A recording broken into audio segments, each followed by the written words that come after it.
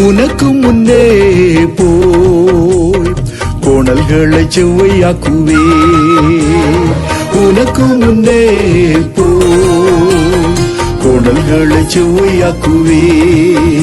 உன்னை பெயர் சொல்லி